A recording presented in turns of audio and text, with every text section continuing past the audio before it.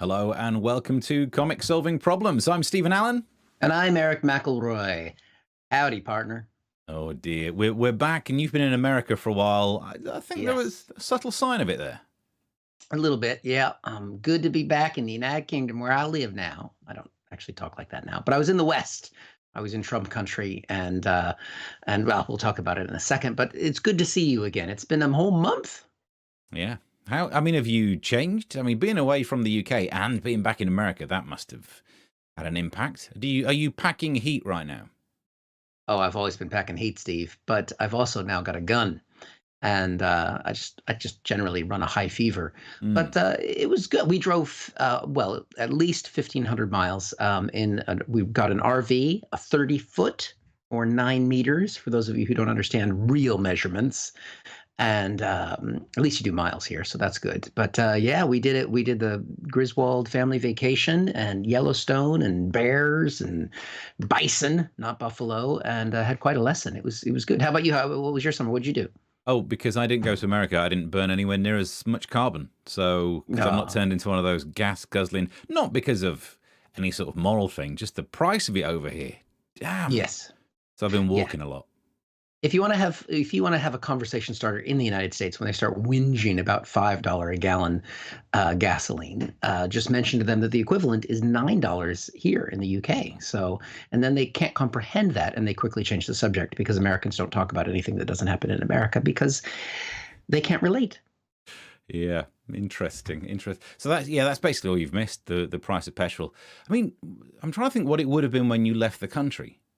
It was already pretty high, wasn't it? I mean, it was high. That's when it was not. I don't know what the equivalent is. It went down as we traveled through the states, partly because we went into more oil-producing states, so as it got more Trumpian, the price of gas went down because it was in states where they don't care about the environment or fracking, that kind of thing. So, weird. There's an alarm going off. If you mentioned Trump, and all of a sudden, it's the FBI alarm. It's not me, is it? There's a beeping sound that is happening. Yeah. It's got to be you because I'm only hearing it in the headset. Okay, I think I figured out what it is. But there we go. So nothing's changed since we've been away. Recording. We're a little rusty on this. Welcome back. I'll talk about America in a second. But if you're joining us, welcome back. Thank you for coming back and watching us. If it's for the first time, this is a show where, starting from the original lockdown back in 1918, Steve and I started doing a web-based show where we solve world problems. And so we're going to talk about, you're going to catch me up on some of the UK things. Shall I give you the highlights of the American trip? First let us story? Know. Sorry, he punches the microphone. Before we do that, I just want to do a shout out to the two people. Of course, I don't remember their name because I don't pay attention, but who came to the filming of Ministry of Offence, who are regular comic solving problem watchers. They were saying that they couldn't wait until you're back, and they said, like, when would they be back? And then one of them even did the catchphrase, "He'll be back in a few weeks," or whichever comes first. I was like, mate, they know the catchphrases. So and we're here. That's why we're back. We're actually back. Some people are actually going to be interested in this. Oh no, weird. Anyway, so on that note, two people at least. Two people at least. And the comment section, which I'm sure is great right now. Yeah. And yes, hello in the comments. It's good to see you all. We are live doing this, but not live broadcasting it. Yeah. So that's a key difference. And if you like what we're doing and want to keep us motivated, because I've got to pay for this trip that I just went on, feel free to contribute to the Ko-fi link, because this was the kind of investigative reporting that Comic Solving Problems does. Some highlights of the trip. I got some orange slices, which is something you can't get here. It's 100% organic, and it's kind of a gooey orange slice. Really good. So what is that? Is it desiccated orange? No, it's just like a gooey gel, and it's got sugar on it, and it tastes like an orange, but without any of the nutritional value of an orange. Wow, it's amazing what they can do. Yeah. Technology. Yeah, America's a great place. The other thing that you don't have here are cinnamon-based candies. These are hot tamales. And next time I see you, I'll give you some. But these are the slogan is "Turn up the heat," and they're delicious. So cinnamon and candy, yum. Very excited there. Got some Fritos as well. Basically, my going back home is to get all the things you can't get here, which is almost everything. And Yeah, that was good. And obesity by the sounds of it. And obese. You've been Oh, I buying definitely sweets. gained weight. I mean, I was cleansing before the trips, and then all of the weight that was cleansed off is back again. I got to hang out with my Fox News family, which are the family members which have immersed themselves in Fox News, which was great, because it's a fascinating conversation because I am openly liberal, have been for a while. I try and watch lots of different news broadcasts and different perspectives. So I'll sample what's going on with Fox News, and then I'll sample what's happening in reality. Mm. And what's incredible is having conversations with people who are in the bubble. And one of the things, for example, a conversation with something like this, with a family member, Kamala Harris has never been to the border, because she was tasked with dealing with the border crisis. And I was like, I don't think that's right. And so I used this device. It's new, it's revolutionary. I'm going to blow the comic solving problem viewer's mind, called Google.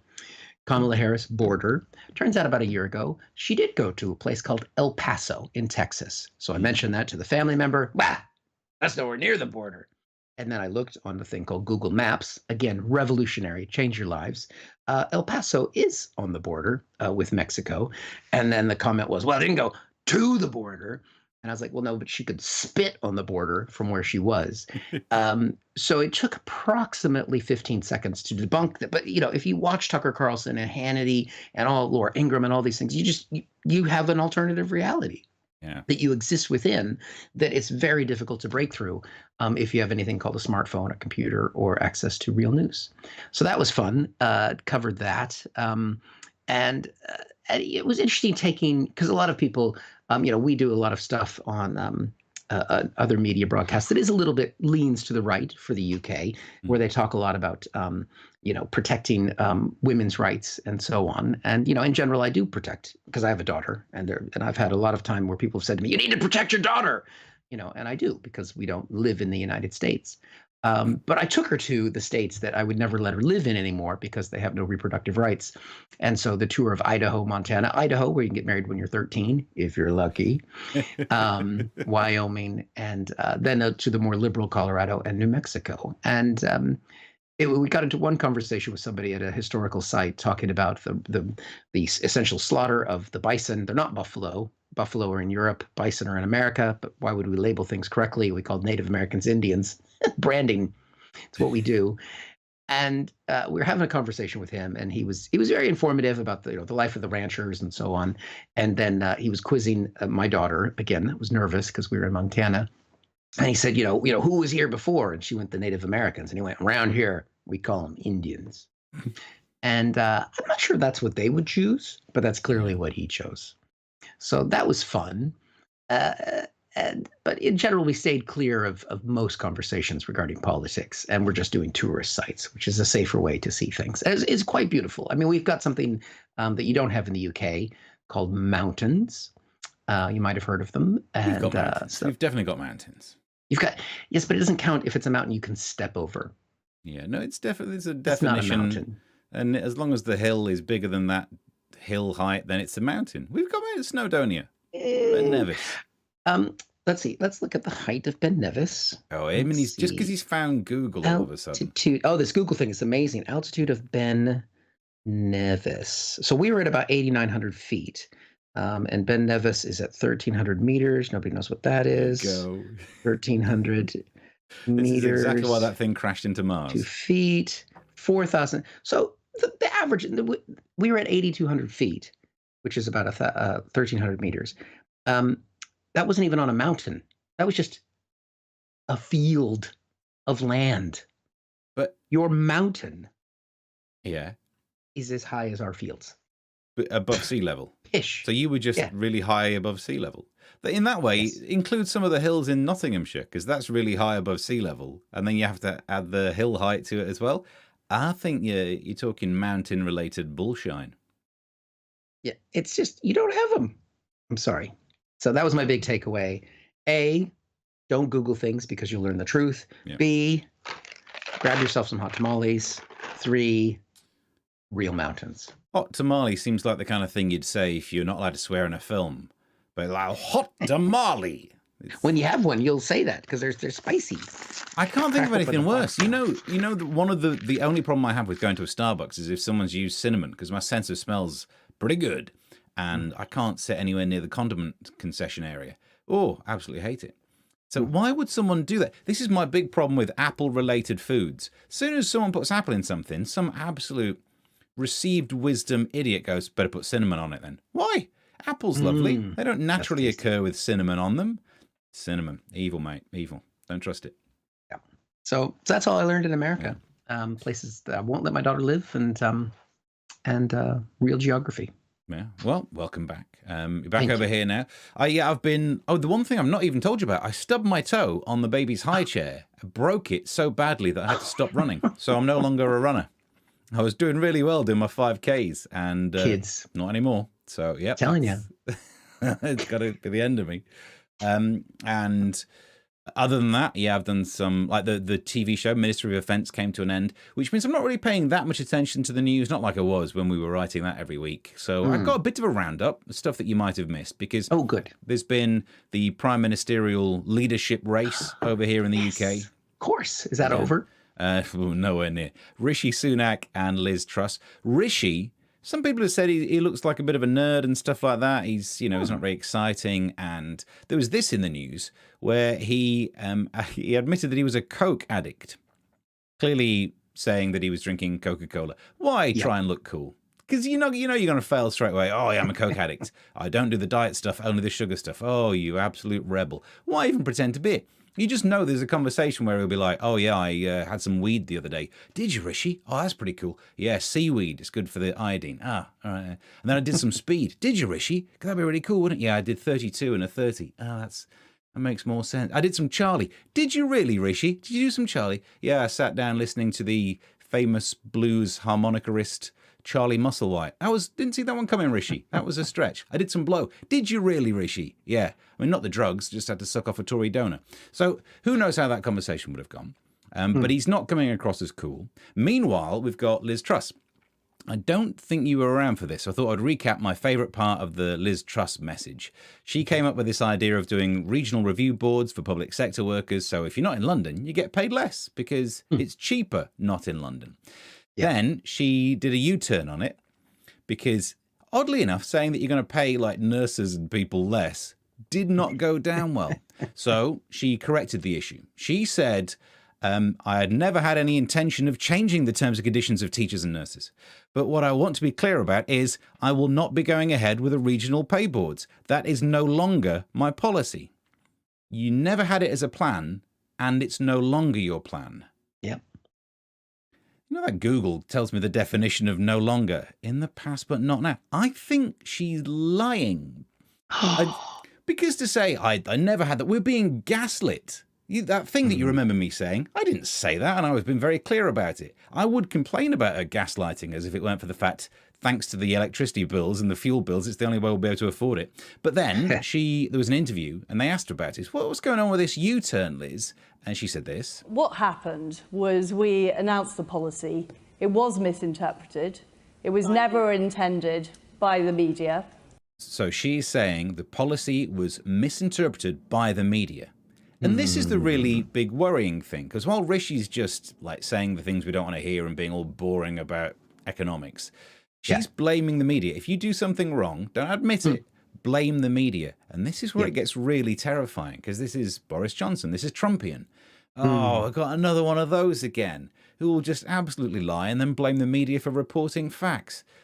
Do we have to go through that again? We've just been through so much of it. It's going to be absolutely exhausting. So out of the various options, who's going to be the best? Who would be the best prime minister that we could get? I've worked it out. Do you want to know who the best prime minister would be? Of course. This one. Yay! Finland's prime minister, who's got some sort of scandal going on for dancing like that. And I don't know why, because we've had PMs that have danced. Theresa May was pretty much like that. She's almost the same kind of moves, I would say. But because the modern world is the modern world, somehow that turned into a controversy. Yeah. She even did a drugs test. Why? It's clearly just round at someone's house, but because she looked like she was having fun. That can't be allowed. Prime ministers, especially female ones, having fun can't be allowed. And then this is an actual quote, because I did a video about this on YouTube, and someone posted a comment, and they said, here it is, dancing like a TikTok bimbo and taking drugs isn't the issue. Oh, well, it's amazing how you don't think the drugs is an issue now that there's a negative test. It's the dancing close and grinding with some dude who isn't her husband. Perhaps a paternity test is in order. And that is why I think she would be a great prime minister for us. Because after all of these years of Boris Johnson, someone who needs regular paternity tests will be the continuity candidate. She would get my vote if I were in for one. So you're up to date, basically. Are you surprised by the fact that, young person has fun? Yeah, she's young and she looks like she's enjoying it. Interesting fact, I did this some maths elsewhere. If you take her age and Biden's age and work out the average, it's still dead. Fascinating. But because she's a woman, she would need a paternity test. Wouldn't she need a maternity test? Yes, they don't really do those very often, do they? It's weird. It's hard to prove, though. I mean, people say they have babies all the time, but I don't see it happening. Yeah. And even when you do see it, a little bit of sleight of hand. I've seen magicians. I've seen card tricks. So if you can pull a rabbit out of a hat, you can basically... Oh, that's a gross smell. Be careful. Be careful. Well, that's it. Thank you for that roundup. I remember the Rishi Sunak Coke thing because I was his dealer. And but yeah, I think... But it looks like it's going to be Liz, doesn't it?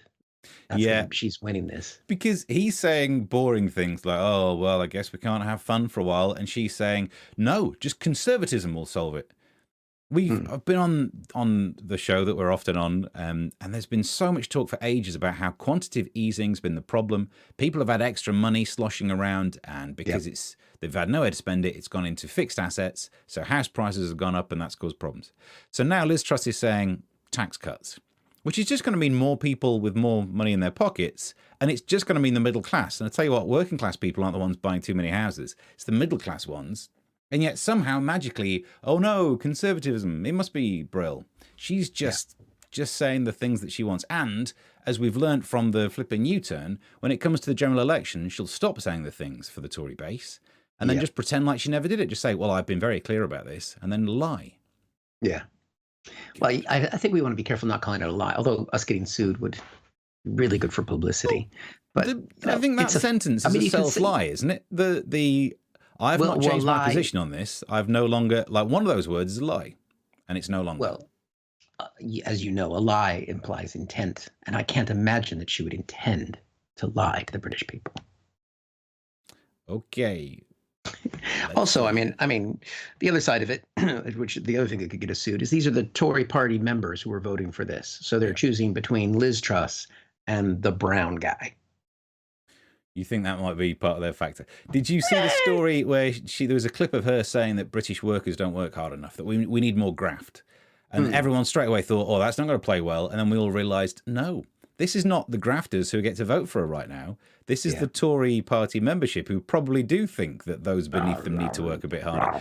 Jacob Rees-Mogg came out and doubled down on it. He was saying, there should be more productivity, that we're too lazy. From the man who sleeps at work, lying across the bench, calling us lazy. Good times. At least, I mean, either candidate, whoever wins, Liz Truss, of course, they're almost both as boring as Keir Starmer, which I think gives us that fair. At least we don't have Boris's charm to deal with anymore, because Liz, I think, is charm deficient as well. Yeah. Although, so all the videos I've been doing recently, I've been churning out loads of anti-Rishi, anti-Liz stuff, and then did one video basically saying Keir Starmer really should be doing more, because there's a bit where Keir Starmer just disappeared. No one really knew what he was saying. The people who were quoted in a few stories were Ed Miliband and then Gordon Brown. A series is in trouble when they have to bring back previous cast members to do cameos. So I commented on that, and then straight away someone online went, you right-wing Tory lover. You are shitting me. All of those videos. One comment saying Labour should be better, and apparently, no, I've turned. Well, Keir was with me on the holiday. He was with me in America. I don't believe he'd ever eat a hot tamale. But an orange slice. Yeah, I love one of those. It's almost like fruit, but with none of the nutritional value. Today's show is sponsored by Not Fruit. Definitely not. So are we caught up on the? Yeah, pretty much caught up on the misery. Very good. Well, the other thing that I was doing, it was very exciting, that while I was in America, is I've got them right here, these right here, I was seizing documents in Mar-a-Lago. Here's some of them right here. I visited with the former president, and I can't really show you those things because they're confidential government secrets. But I don't know if you followed that Donald Trump's second White House, Southern White House, as he called it. See, when you leave a presidency, one of the things you get are, remembrance, keepsakes. Just like I got my hot tamales when I visited America, Donald Trump took things like the nuclear codes and also a file on other countries' presidents who've had same-sex relations that haven't been publicly disclosed. Those kinds of keepsake things that are normally marked as highly confidential, classified, and secret. Well, when you're a president, you get to do what you want. And he took boxes with him, but apparently after 5 requests from the National Archives to return those documents since Nixon's era, there's been a law passed called the Presidential Records Act, which says that the things that he does as president don't belong to him. They belong to the American people. Whatever, like they have rights. So Trump took all these boxes with him when he left. After a year of asking for them to be returned, and then a subpoena asking for them to be returned, the FBI exercised a search warrant and took back the documents. Now, we all remember how Donald Trump felt about Hillary Clinton allegedly having a few classified documents in her email. So, of course, he's admitted that he's done wrong, and he's put himself forward for prosecution. Oh, sorry, just kidding. He's denied any wrongdoing and said that anything that left the Oval Office was automatically declassified. And it was a standing order that no one had heard of. Top secret. It was a top secret standing order that everything that left the Oval Office was no longer top secret. You should have declassified it. Yeah. I mean, the problem is Donald Trump's excuses for this have changed. At first, it was, a Nazi-esque raid, and they were planting evidence. Then he said that the evidence that they planted was not classified. So the FBI raided his home to put in declassified documents to make him look bad. And now he's saying he did try and return most things. But again, it sort of circles back to if a president does it, it's fine. And yeah, it doesn't look good, but the good thing is for his supporters, they'll never hear about it because on Fox News, they're still talking about Hunter Biden's laptop. Did you know? Did you know that Hunter Biden once had a laptop? And did you know that Hunter Biden is not the president of the United States? Did you know that? Did you know? But he had a laptop and Hillary Clinton's emails. I mean, this FBI thing, I did notice that it must have been really difficult for Trump supporters because the raid, which is, actually just going in and doing what you're meant to with a search warrant, but the raid... Yep. They hated the FBI. There was a time of saying like defund the FBI. They wanted to get rid of them. But then the next day, the FBI said that Alec Baldwin definitely did fire the gun on the set of that film. And your Trump supporters hate Alec Baldwin.